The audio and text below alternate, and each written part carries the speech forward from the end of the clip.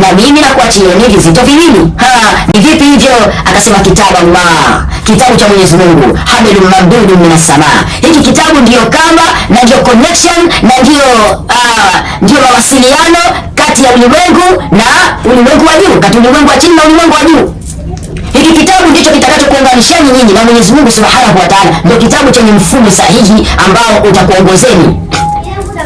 Dhalika alkitabu la raiba fihi hudan lilmuttaqin. Allah anasema hicho ni kitabu kisichokuwa na shaka ndani yake, lakini ni mwongozo kwa wacha Mungu, kwa asiye kwa mcha Mungu, kwa asiye kubaliana na matakwa ya kimungu, kwa asiye katazika na makatazo ya kimungu, kwa asiye tekeleza maamrisho ya kimungu na hajawa mcha Mungu, na Qur'ani haiwezi kumuongoza.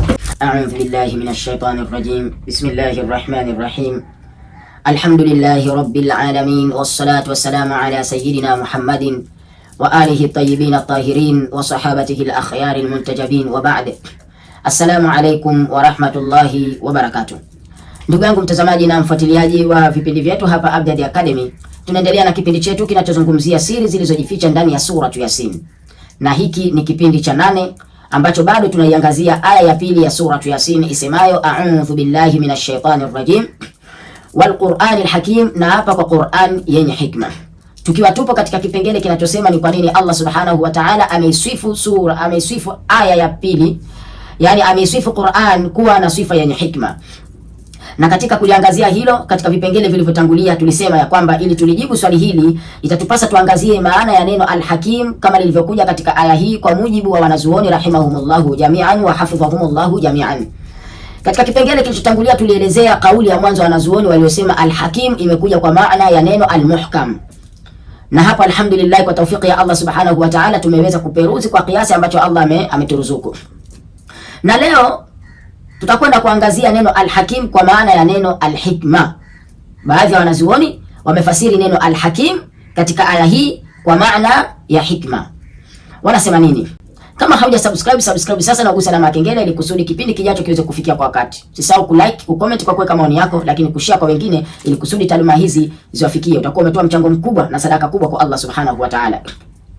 Kwa wanachuoni wanasema al-hakim huna jaa bi maana al-hikma. Al-hakim katika hii aya imekuja kwa maana ya neno al-hikma.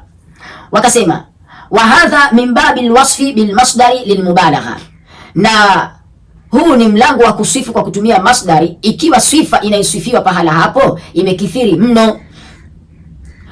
Kisha wakafasiri wakasema kusema wal Qur'anil hakim, na hapa kwa Qur'an yenye hikma ni sawa useme wal Qur'anil mushtamil ala al hikmati kulliha, na hapa kwa Qur'ani iliyofungamana, iliyoshikamana, iliyoambatana na hikma yote ambayo wewe unaijua. Kwani hikma ni nini?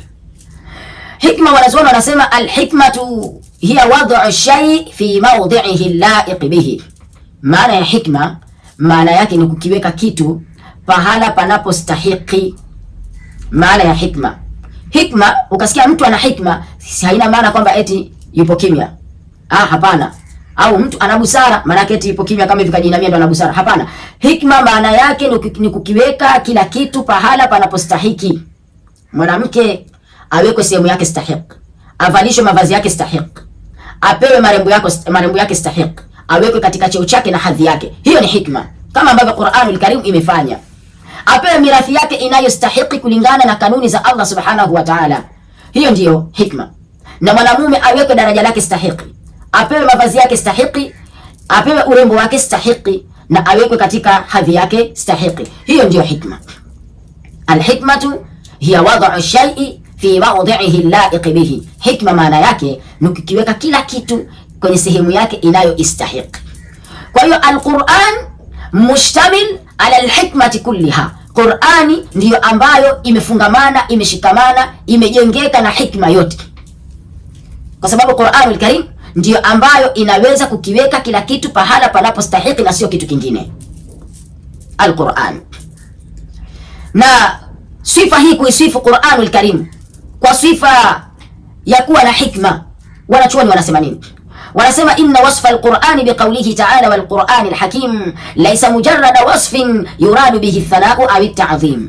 Hakika kuisifu Qur'anul Karim, kusifiwa kwa Qur'anul Karim kama ilivyokuja katika kauli ya Mwenyezi Mungu wal Qur'anil hakim, kusifiwa na neno al-hakim laysa mujarrada wasfin, hapo hakukusudiwi tu kusifu, hakukusudiwi sifa ambayo yuradu bihi thanau au ta'dhim, kwamba ni kwa kutoa sifa nzuri kuipamba pamoja na kuitukuza. La, wanazuoni wanasema si kwa lengo hilo.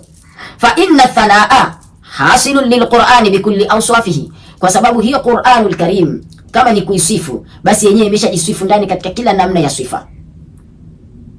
Kila unapokwenda utambua kitabu Fussilat ayatuhu, kimejipambanua, hiyo ni sifa. Dhalika alkitabu la raiba fihi, hiyo ni sifa. Kwa hiyo Qur'anul Karim yenyewe ndani imeshajisifu vya kutosha. Kwa hiyo Al-Hakim lilivyokuja katika aya hii, laisa mujarrad athana au ta'dhim fahasbe, si tu kwa lengo la kutaka kusifu au kutukuza tu, la, wa innama, na hakika si vinginevyo, huwa ifsahun an haqiqatihi wa kashfun an mahiyatihi wa bayanun liwadhifatihi fil wujud. Ndio lengo la kupewa sifa Al-Hakim. Na wakati tunaanza kabisa katika kipindi hiki cha kuelezea siri zilizojificha ndani ya sura Yasin, tulisema ndani ya sura Yasin ndio Qur'anul Karim imezungumziwa yote katika aya hii ya pili. Kwa utaona wanazuoni wanasema wa innama huwa ifsahun an haqiqatihi, hakika kuisifu Qur'anul Karim kwa sifa ya kuwa ni yenye hikma, lengo hasa ni ifsahun an haqiqatihi, ni kuweka wazi na bayana hakika ya Qur'anul Karim. Na hakika ni katika maneno ya kifalsafa. Tukisema neno hakika tunamaanisha fil waqi' wa fil wujud, yani Qur'ani katika hali yetu ya kawaida jinsi tunavyoiona, tunaionaje katika ulimwengu, kuwepo kwake Qur'ani ipoje, hiyo tunamaanisha hakika. Kwa hiyo ifsahun an haqiqatihi ni kupambanua na kuweka wazi kuhusu hakika ya Qur'anul Karim, hadhi yake, daraja lake, sifa zake, hiyo Qur'anul Karim. Kisha wakashfun an mahiyatihi, na pia vile vile kupembua na kuweka bayana kuhusu dhati ya Qur'anul Karim. Mal Qur'anul Karim huwa kitabullah unzila ala nabiyina Muhammadin sallallahu alayhi wa alihi wa sallam biwasitati Jibril alayhi salam. Al-Qur'an kalamullah al-munzal ala nabiyina wa habibina Muhammadin sallallahu alayhi wa alihi wa sallam biwasitati Jibril alayhi salam. Al-Qur'an mahiyatuhu, kuielezea dhati yake hasa Qur'anul Karim ni nini, lakini wa bayanun liwadhifatihi fil wujudi, kubainisha hadhi ya Qur'anul Karim, kubainisha hasa wadhifa wa Qur'anul Karim katika ulimwengu. Ndipo Allah subhanahu wa ta'ala akasema wal Qur'anil Hakim, akaisifu Qur'ani kwa sifa ya kuwa na hikma, kwa sifa ya kuwa ni muhkam, kwa sifa ya kuwa ni muallimun lilhikma. Ndipo wanazuoni wakaja na akwali tatu ambazo zote ukiziunganisha zinajenga jengo moja imara na kuu katika kuifafanua Qur'anul Karim, ya kwamba Qur'anul Karim ni kitabu cha kipekee ambacho kinaweza kuuongoza ulimwengu katika zama zote. Qur'anul Karim ndio thakafa ya kila pahala. Qur'anul Karim ndio dasturi ya kila mahala. Qur'anul Karim ndio milla. Qur'anul Karim ndio katiba na sheria na kanuni katika sehemu yoyote na zama zozote ila qiyamis saa. Qur'anul Karim ndio ikapewa sifa ya kuwa ni muhkam. Muhkam kwa maana ya kwamba ipo bayana, wala haiumizi kichwa katika kujua maana zake, wala haina mkanganyiko, wala haina kugongana maana zake na sheria zake, wala haijapingana katika kuwalingania watu kuwaita sehemu fulani, haijapingana ndani yake, japokuwa imeshuka kwa miaka 23 masiku tofauti tofauti kidogo kidogo kulingana na matukio na nyakati, bado aya zake zipo imara, muhkam. Lakini Al-Hakimu bi maana al-hikma, kwa maana ya kwamba Qur'anul Karim ndicho kitabu pekee ambacho kimeweza kuweka kila kitu katika sehemu inayostahili. Mtu yoyote akaja akapingana na Qur'anul Karim kutokana na jinsi ilivyomfafanua, mtu huyo ni punguani wa akili, mtu huyo ni mpumbavu, na itakuwa ameshindwa yeye mwenyewe kujijua yeye ni nani. Qur'anul Karim fal-Qur'an lam yusaf bil hakim, Qur'an haisifiwi kwa sifa ya kuwa ni yenye hikma, liannahu yashtamilu ala hikamin mutanathira, kwa sababu tu imeshikamana na kufungamana na kujengeka na hikma tofauti tofauti, au yudhammu baina dafataihi mawaidhu muftariqa, au kwa sababu ndani yake kuna mawaidha mbalimbali, bali annahu huwa alhikmatu fi suratiha alkamila, bali ni kwa sababu yenyewe Qur'anul Karim, yenyewe Qur'anul Karim ina umbile la hikma yote. Hiyo yenyewe Qur'anul Karim yenyewe ndiyo hikma, na aslu alhikma ni Allah subhanahu wa ta'ala wa nidhamu ilahi. Lakini Qur'anul Karim imepewa sifa ya kuwa alhakim. Wanazuoni wakasema kwa maana ya alhikma kwa sababu ndani yake ndio kuna mfumo wa kimungu ambao unatuelekeza sisi jinsi ya kuishi, jinsi ya kununua, jinsi ya kuuza, jinsi ya kufunga ndoa, namna gani utalea watoto, namna gani utailea nafsi yako, namna gani utaishi na wanyama, namna gani utaishi na binadamu wenzako, namna gani utaishi na viumbe mpaka mawe, miti, vipi utaishi navyo. An-nidhamu ilahi, mfumo wa kiungu, alladhi tantadhimu fihi jamiu haqaiqi alwujudi, ambapo ndani yake ndio kunajengeka mifumo yote ya hakika ya kiulimwengu. Qur'anul Karim, Qur'an ni kitabu kinatutosha, na ndio maana Bwana Mtume sallallahu alayhi wa alihi wasallam katika moja ya wasia wake anasema, inni ushaku an ud'a fa ujibe wa inni tarikum fikum thaqalain kitab Allahi wa itrati ahla baiti ma in tamassaktum bihima lan tadillu ba'di.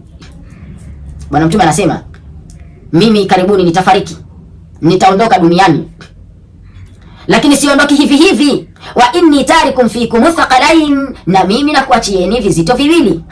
Ni vipi hivyo? Akasema kitabu Allah, kitabu cha Mwenyezi Mungu, hablum mamdudun minas samaa. Hiki kitabu ndiyo kamba na ndiyo connection na ndiyo mawasiliano kati ya ulimwengu na ulimwengu wa juu, kati ulimwengu wa chini na ulimwengu wa juu. Hiki kitabu ndicho kitakachokuunganisheni nyinyi na Mwenyezi Mungu Subhanahu wa Ta'ala, ndio kitabu chenye mfumo sahihi ambao utakuongozeni. Dhalika alkitabu la raiba fihi hudan lil muttaqin. Allah anasema hicho ni kitabu kisichokuwa na shaka ndani yake, lakini ni mwongozo kwa wacha Mungu, kwa asiye kwa mcha Mungu, kwa asiye kubaliana na matakwa ya kimungu, kwa asiye katazika na makatazo ya kimungu, kwa asiye tekeleza maamrisho ya kimungu, hajawa mcha Mungu, na Qur'ani haiwezi kumuongoza. Ile Qur'ani uikubali na ikuongoze, ukatazike kwa yale ambayo Mwenyezi Mungu ametukataza ndani ya Qur'ani, uitike kwa yale ambayo Mwenyezi Mungu ametuwajibisha ndani ya Qur'ani, kitabu kitakuongoza. Ni hablum mamdudun minas samai ila al-ard, ndio connection kati ya ulimwengu wa chini na ulimwengu wa juu, kati ya wanadamu na viumbe vilioko ardhini na Mwenyezi Mungu Subhanahu wa Ta'ala. Wa itrati ahla baiti, na kuachieni kizazi changu, watu wa nyumbani kwangu. Kisha Mtume akasema, intamassaktum bihima ma intamassaktum bihima, mkishikamana na hivyo viwili, kitabu hiki hapa na walimu hawa hapa, lan tadhillu ba'di, hamtopotea baada yangu. Mtume katumia neno lan, harfu nafyin wastiqbalin wa nasbin, ni herufi ya kukanusha yenye kuonyesha wakati uliopo mbele usiokuwa na kikomo, lakini ni herufi ya kunasibisha. Lan tadhillu ba'di, na tadhillu ikawa ni mansubun bihadfi nun liannahu min alasma'i alkhamsa, kwa sababu ya kuingiwa lan. Kwa hiyo itakuwa ni nafyu la abadi, ni daima hamtopotea mpaka mtakapokutana na Mola wenu. Qur'anul Karim. Kwa hiyo ndani ya Qur'anul Karim tunaweza tukabainisha hikma katika nyanja tofauti tofauti. Tunaweza tukabainisha alhikmatul aqdiyya, tunaweza tukabainisha alhikmatul akhlaqiyya, tunaweza tukabainisha alhikmatut tashri'iyya, tunaweza tukabainisha hikma mbalimbali. Lakini Qur'anul Karim ilivyoanza kuteremka, Bwana Mtume alipoanza kupewa utume, sura za Makka zimejikita katika aqida. Kwa hiyo Qur'ani imeanza kuzungumzia alhikmatul aqdiyya, maarifatul haqa'iqil aqdiyya, imeanza kuzungumza utambuzi wa hakika ya kiakida, hakika ya kiitikadi. Kitu gani watu wa itikadi? Na kwa nini Qur'anul Karim ianze kuzungumza masala ya itikadi na iwaite watu katika itikadi? Kwa nini? Kwa nini sianze na masala ya sheria? Zaka inatolewa vipi? Swala inaswaliwa vipi? Somo inafungwa vipi? Kodi mtalipa vipi? Mikataba mtafunga vipi? Kwa nini isianze huku? Vipi mtatoa mirathi? Kwa nini isianze huko? Vipi mtafunga ndoa? Kwa nini isianze huko? Qur'anul Karim ikaanza na masala ya kiakida, ikaanza na masala ya kiitikadi. Wanazuoni wanatufundisha, hawajalikalia kimya hilo. Wanasema hiya al-aslu wa hiya al-aslu alladhi tatafarra'u anhu jami'u at-tasawwurat wal a'mal. Ni kwa sababu hikma ya akida, hikma ya kiitikadi, ndiyo asli ambayo ndani yake ndio kunaweza tukapata matawi ya tasawuri mbalimbali pamoja na matendo yetu. Falinsanu la yasluku fil hayati illa wafqa ma ya'taqiduhu wala yattakhidhu mawqifan min nafsihi au min al-kawn au min al-akharin illa ba'da an tatashakkala fi aqlihi ru'yatahu al-wujud. Hii ni kwa sababu kutokana katika itikadi ndiko ambako makusudio ya matendo yote yanapopelekwa huko, wanadamu kufanya kulingana na itikadi zao. Kwa sababu hiyo wanachuoni wanasema fal insan, mwanadamu maumbile yake alivyo, kawaida yake ilivyo, la yasliku fil hayati illa wafqa ma ya'taqiduhu, kwa kawaida haishi wala aenendi katika maisha yake isipokuwa kulingana na kile anachokiitakidi. Kama itikadi yake itamwambia kila mwezi akachinje mbuzi kwa ajili ya majini, basi lazima ataishi katika mfumo huo, na matendo yake yote atakayoyafanya anajua kuna mbuzi hao, mimi nisipowapa kuna majini nisipowapa mbuzi mimi nitakuwa shafeli mambo yangu, au kuna mizimu ya nyumbani kwetu nisipoenda kuchinja kule mambo yangu yote yatakuwa yamefeli.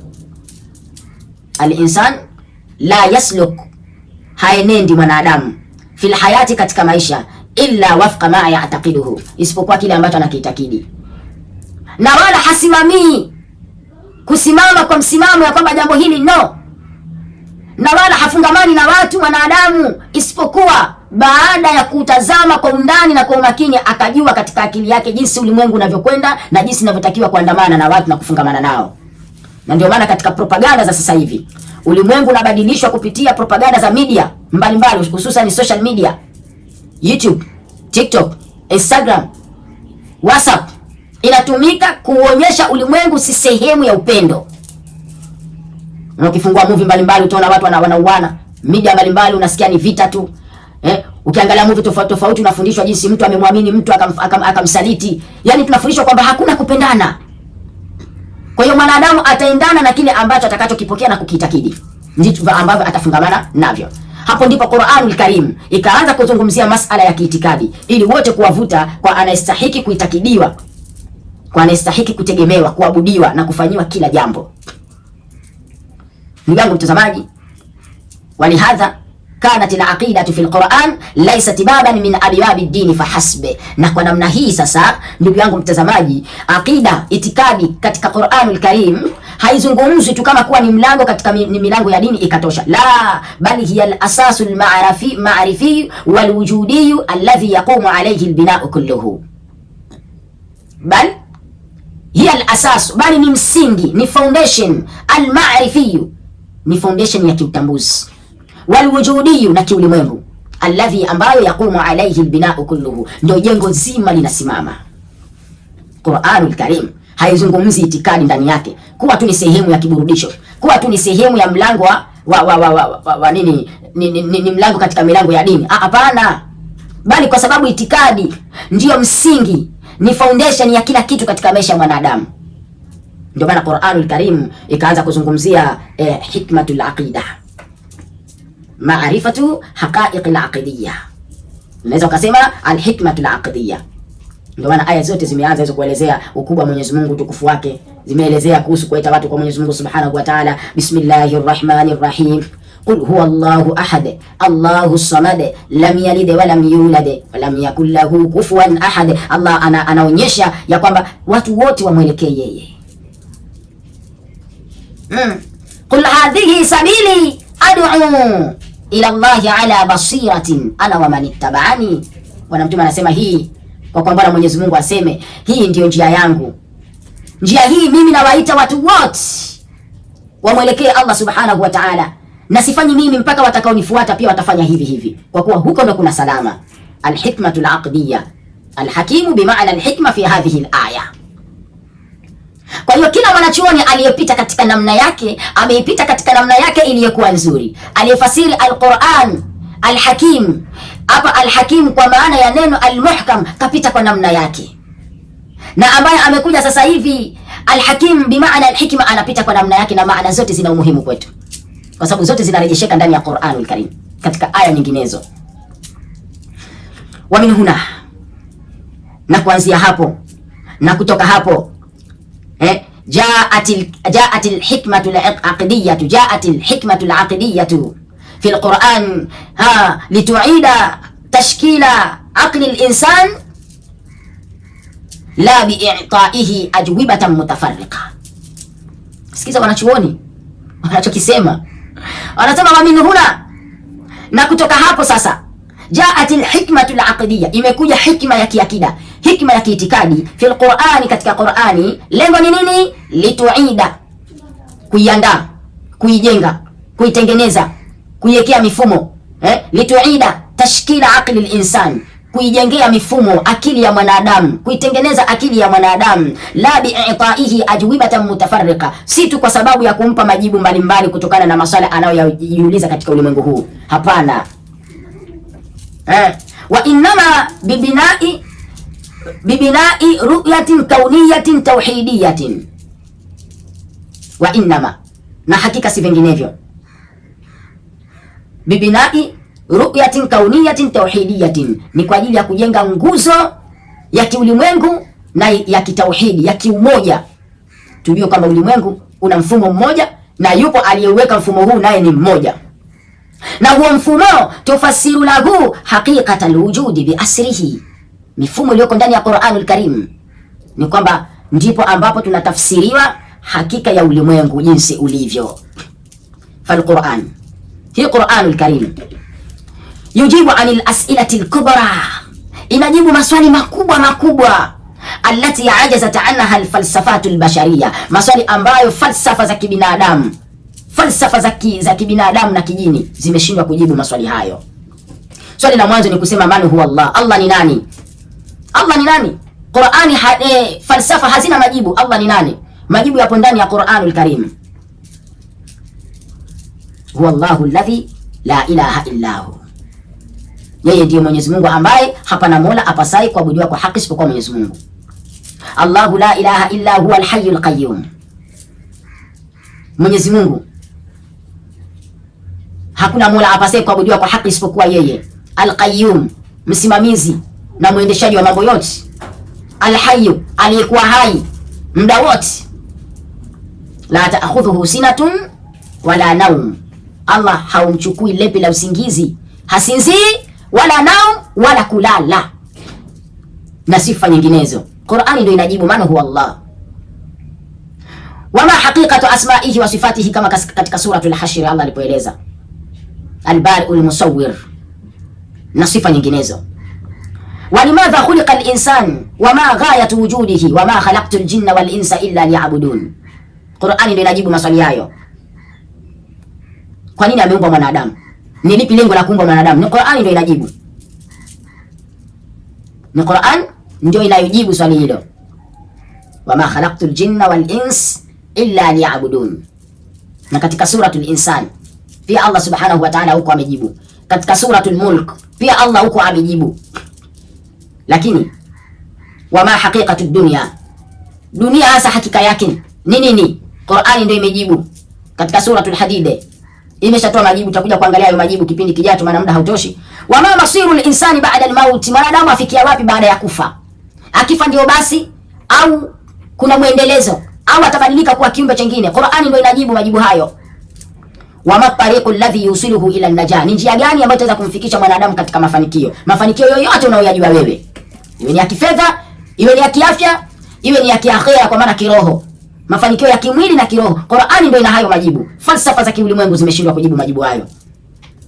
Hapo ni al-hakim bimaana al-hikma, lakini tumeelezea jihatu al-hikmati al-aqdiyya, ni upande wa hikma ya kiakida, hikma ya kiitikadi. Insha Allahu taala kipindi kijacho tutakuja kuelezea al-hikmatu at-tashri'iyya au al-hikmatu al-akhlaqiyya, kama tutaweza kufanikiwa na kulielezea hilo kwa undani zaidi insha Allahu taala.